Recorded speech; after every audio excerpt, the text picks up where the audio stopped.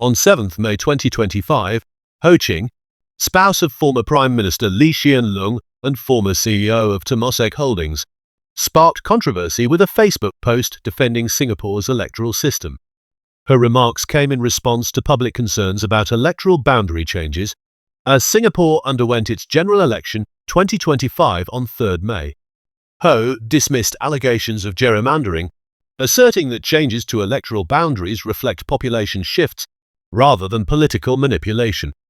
She stated that the election department, under government direction, had not altered opposition-held wards. According to her, this ultimately benefits opposition parties, countering claims of manipulation.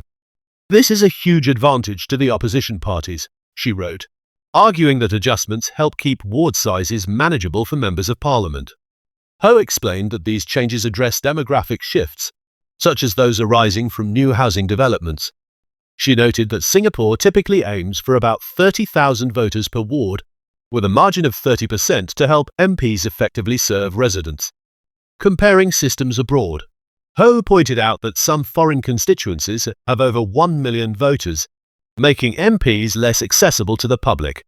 She cited Potong Pasir, a long-standing opposition ward held by PM Wong, as an example of stable boundaries maintained for decades.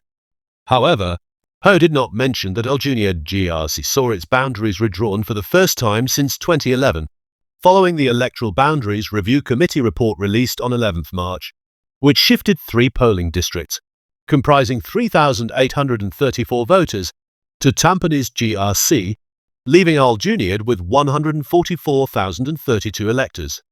Ho stressed that Singapore remains a democratic multi-party system, where voter choice determines parliament's composition. She referenced the non-constituency Member of Parliament scheme, which allocates up to 12 seats to the highest-performing opposition candidates. In the previous parliament, the Progress Singapore Party secured 2 NCMP positions.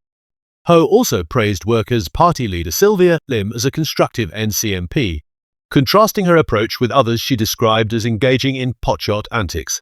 She attributed electoral shifts to natural demographic changes and voter sentiment, rather than boundary manipulation. Ho urged respect for voter decisions, saying, "Please give credit to the voters, La." However, a check on the edit history of Ho's post shows that since it was published at 10 am on 7 May, she has edited it 3 times. Ho added examples contrasting potshot NCMPs with constructive ones, highlighting Sylvia Lim as a positive example. She also expanded on the topic of gerrymandering, addressing claims about Sengkang, pointing out vote fluctuations even without boundary changes, and calling for respect for voters' choices. Ho's edits soften the criticism of opposition MPs and provide a broader explanation of electoral dynamics and voter agency. On 8 May, Ho published another Facebook post defending the group representation constituency system. She argued that it ensures minority representation at about 25%, reflecting Singapore's population makeup, and strengthens multiracial political parties. She explained that GRCs were introduced in the 1980s following consultations to preserve multiracialism, while single-member constituencies offer opportunities for small parties and independents. Ho acknowledged that minority candidates can succeed in SMCs, but cautioned that tribalism can easily be stirred, making GRCs an important safeguard. She also revisited the NCMP scheme and floated a past idea by Lee Kuan Yew to give mothers of young children an extra vote, aimed at balancing resources between the young and elderly amid falling birth rates. "I think this is an excellent idea for us to consider as we mature as a society," Ho shared, suggesting that such a measure might have delayed the decline of Singapore's total fertility rate. Despite Ho's defense, many public comments on her posts expressed skepticism. One commenter highlighted the opaque nature of the boundary review process, which is handled by a committee reporting to the Prime Minister's office, raising concerns over conflict of interest. "Transparency or sunlight is the best disinfectant," the commenter wrote, calling for opposition parties to be included in the review process as they are in vote counting. In response, Ho reiterated her point about Sengkang's opposition win. However, critics stressed that transparency, not just outcomes, was key to building trust.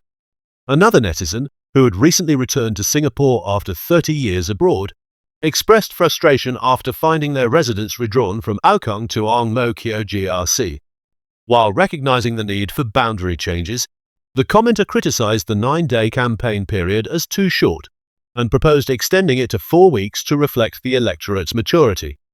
Further criticisms targeted the naming and grouping of constituencies, with some pointing to the combination of distinct areas like Jurong East and Bukit Batok into one GRC.